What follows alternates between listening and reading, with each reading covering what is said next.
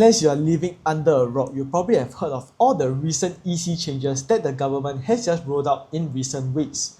So of course, this only applies to GLS that are sold after the announcement date. So there are still existingly 5 GLS of EC sites that have yet to launch that will still be under the old rules, as well as Coastal Cabana, which is at Pasir Ris, that has not been fully sold out yet. So if you are still thinking on the fence and keen to explore a bit more on the EC market, feel free to reach out and I'll be happy to share a more in-depth analysis of these 6 projects and see what may better suit you.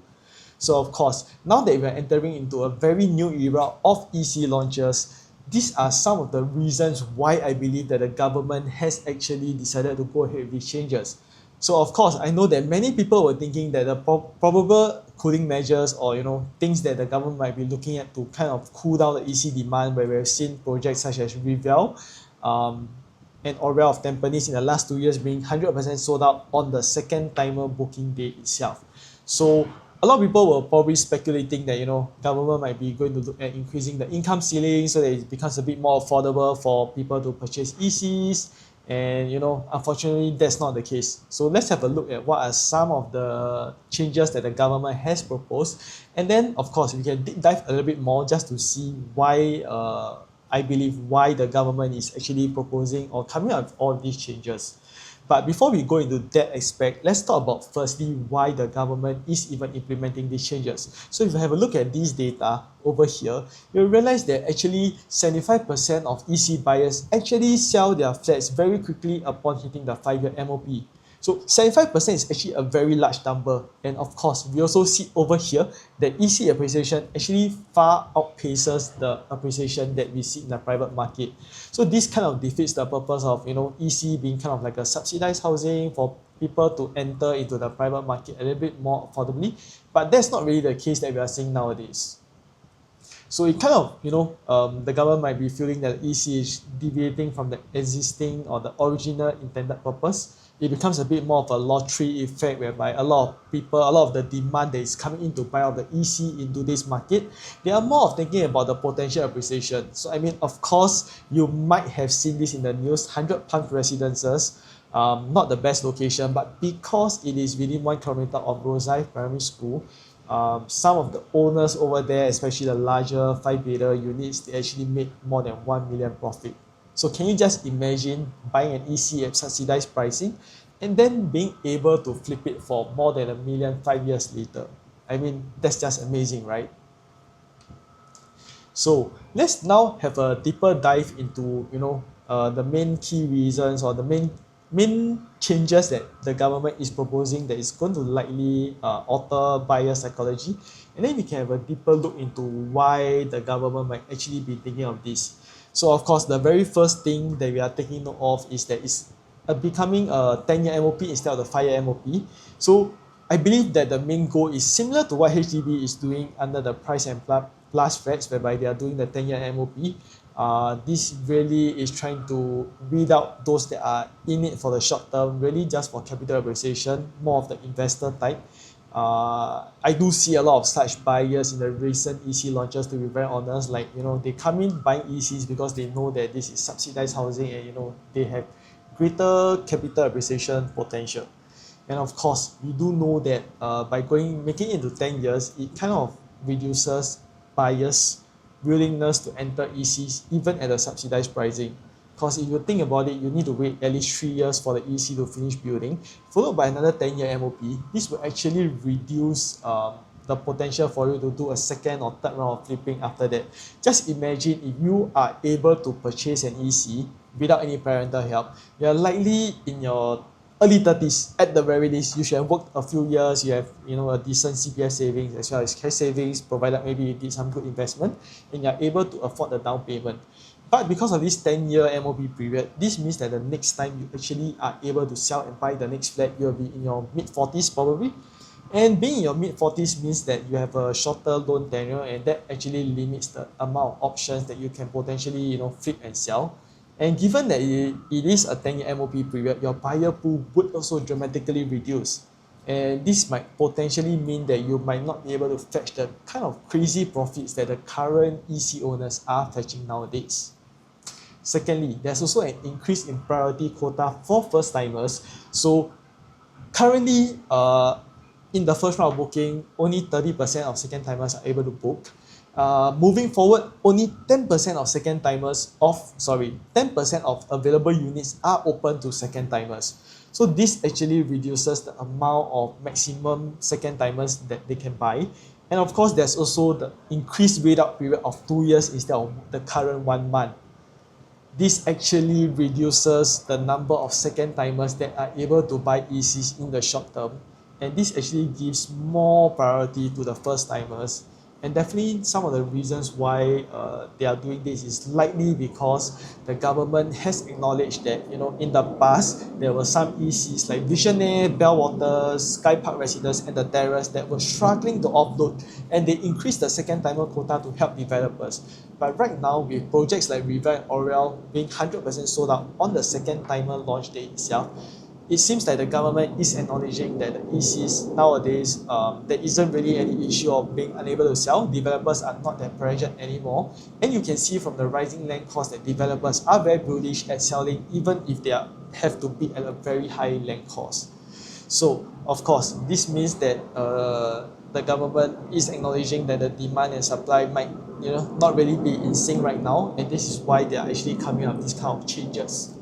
So of course, when we look at things like allowing a 2 year period, it probably means that the government is really trying to go back to its roots of allowing, you know, first time homeowners or, you know, more people, more younger folks, they are able to actually enter the private market or semi-private market in that sense a bit earlier. With this 2 year wait out period, it actually gives, you know, buyers a bit more time to build up their CPF and cash savings so that they can afford it. So of course, when the developer launches it for preview and all that, they can go down, check out the price, understand how much you need in order to make the down payment and to go ahead with your purchase, right? And of course, this allows them some time, you know, they are up to 2 years. I mean, hopefully their desired first choice unit doesn't get taken out, of course. But without the second timers in play, it means that there's actually, you know, lesser buyers with a very strong purchasing power to come into the picture and snap out the unit before their two year reservation period is kind of up. And of course, the most important thing is the removal of the deferred payment scheme. So this is the ultimate reality check that actually forced buyers to be more financially prudent. So under the old deferred payment scheme that is still available for the current next upcoming 5 EC projects and all that, it actually allows buyers to, you know, not serve two mortgages at once, especially this is for second timers whereby they actually are able to wait until TOP, which is key collection, before they actually start looking at servicing the second loan.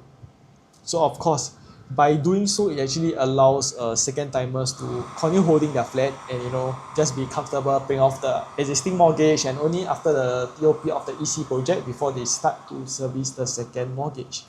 And because of this deferred payment scheme, so long as they have enough down payment upfront and they are comfortable servicing one mortgage, this gives them a bit more breathing space and they don't really have to sell immediately, you know. But because of this removal of deferred payment scheme, also known as DPS, this might actually force buyers to be a bit more financially prudent. They actually have to service 2 loans, and on top of that, it might actually make them reconsider, even if I do have the 20% upfront, under the normal payment scheme, it means that they have to prepare 25% upfront, which is a significantly higher down payment to begin with, on top of servicing 2 mortgages.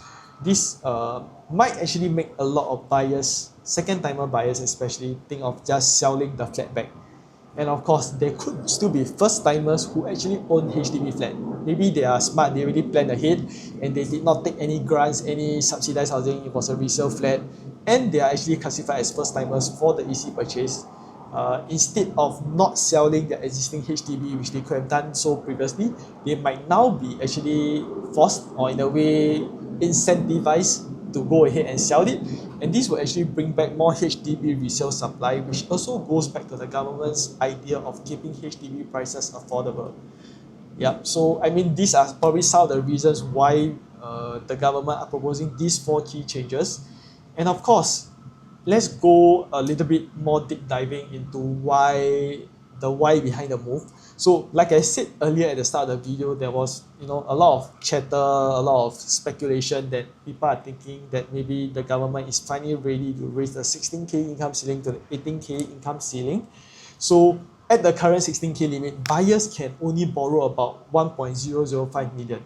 So actually buyers for ECs that are looking at 4 beta and 5 betas, they are actually topping up a lot, because if you look at the current EC market in terms of the 4 and 5 beta, they are probably going to have to top up cash and CPF of like 6, 7, 800K even, and that is really a very large amount.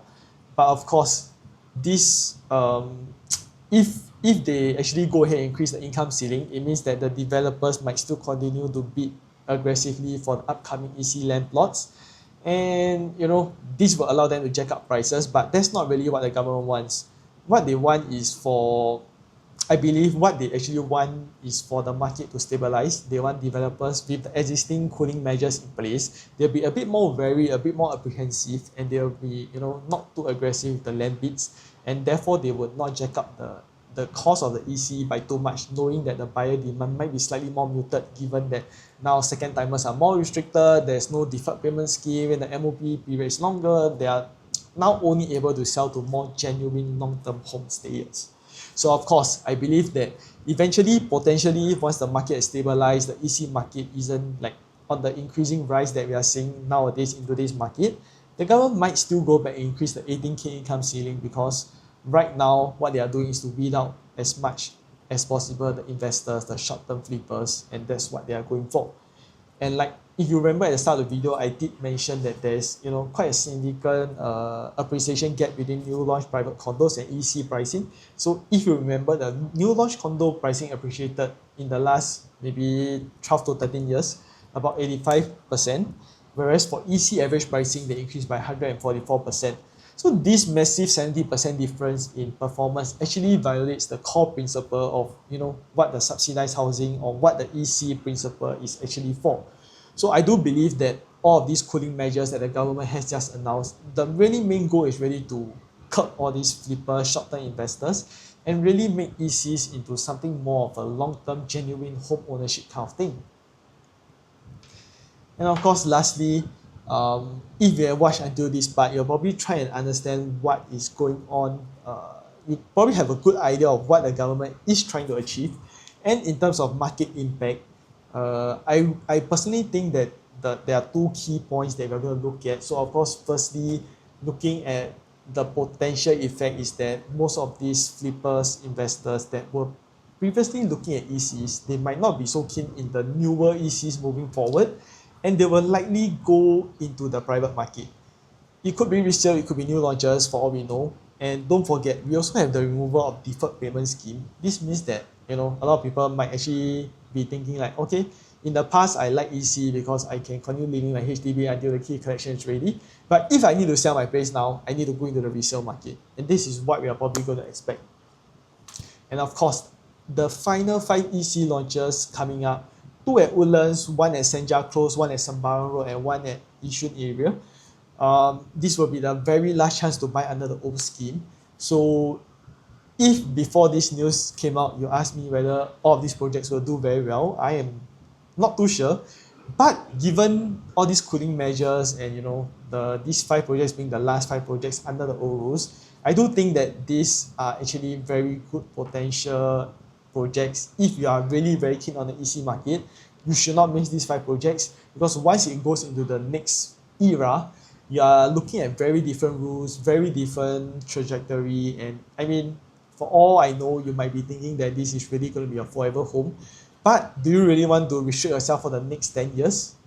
Keep your options open, I would say.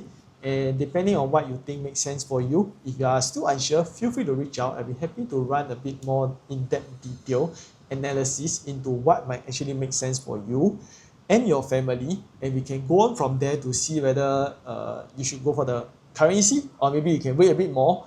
If your goal is really 10 years is a comfortable thing, of course go ahead for the newer EC launches. The prices might potentially be attractive for all you know.